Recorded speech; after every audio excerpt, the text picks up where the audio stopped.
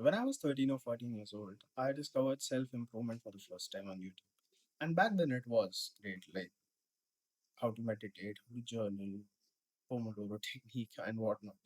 And it taught you how to live a fulfilling life. But slowly, it turned into a very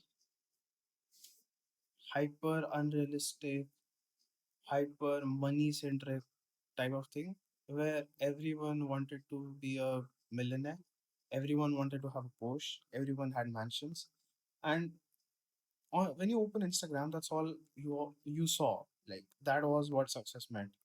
And as a 14-year-old, you don't know what reality is. Everyone I saw had a perfect body, had money, was building towards something at a really young age.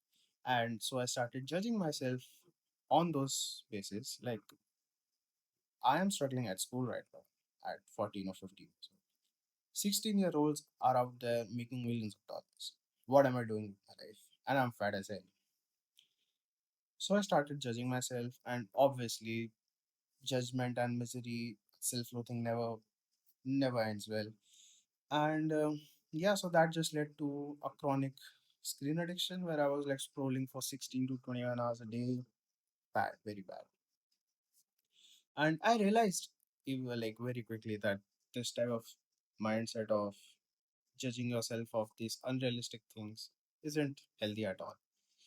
But it still took over my life for a couple of years, which was very hard to go through. And I wasted years trying to live off standards which I didn't set for myself.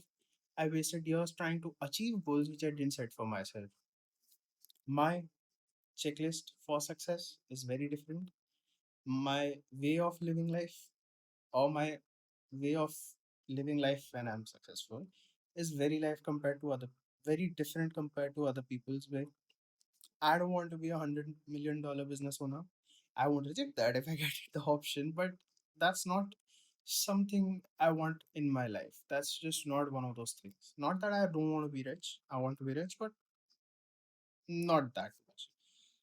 And I think the biggest advice I can give anyone who's just seen the video till here is that you maybe trying to judge yourself of things which you don't want for yourself, a very aesthetic Instagram checklist or a Pinterest checklist if that's what you are into.